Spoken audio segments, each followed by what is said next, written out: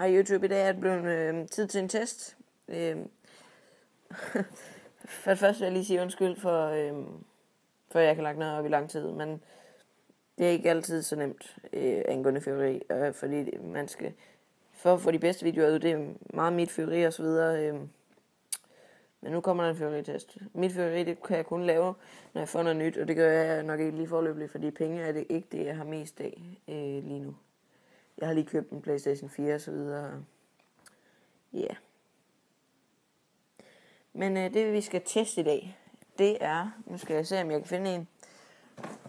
Vi kan godt se, at jeg har lidt tilbage, ikke også? Men ja, her var en. Den mindste raket fra Nightstar sortiment fra Hjem & Fix. Man får sådan en pakke med meget i. Der er 10 gram i. Og den er faktisk fin nok i forhold til størrelsen. Jeg prøver lige at tage den i hånden. Prøv at se, den er ikke særlig stor. Selvom jeg har en stor hånd. Så var det et romerlys, vi skulle teste. Det er her. Romerlys 10 skuds. Jeg synes, det er et godt romerlys i forhold til, at dem fra til Hansen og sådan noget, de plejer faktisk ikke at være så gode. Eller, de er ikke gode, fordi de kun er halvskud. Men det er det her heller ikke sådan 100%. Men lad os komme ud og få det fyret af. Hej, nu prøver jeg igen. Det her, det er simpelthen anden gang, jeg prøver at filme det. Fordi jeg blev nødt til at tage nogle nye, fordi føden med, og så kunne I ikke se raketten. Det er sådan lidt clueless, må man sige. Ja. Det her, det er romerlyset. Det er sgu lidt, ja, det er sgu ikke så godt. Nu skal vi se, ja, kameraet sidder der. Det jeg filmer på en iPad lige nu, fordi min HTC One, den er sgu ikke lige så god lige nu. Altså, den er ikke så god i forvejen, altså, den kan ikke holde strøm og sådan. Jeg gider den sgu ikke med. Jeg er skuffet. Nej, så skal vi lige finde lunden. Det er det sjoveste ved det her.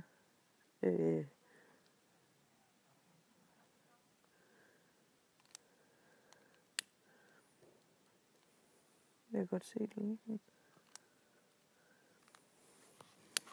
Okay, nu tænder den.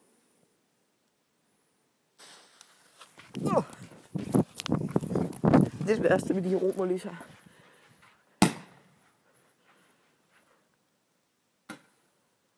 Den ring.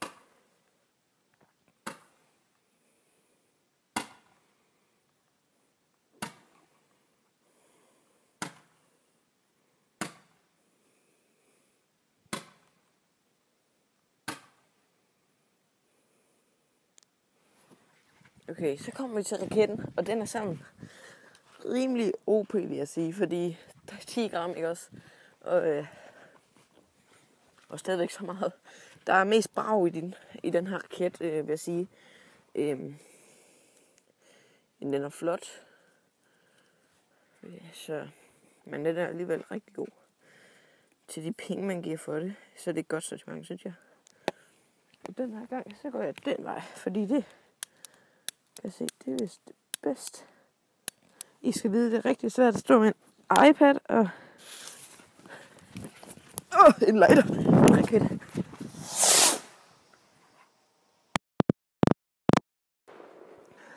Og I skal lige tænke på, at det her det er en 10 grams raket.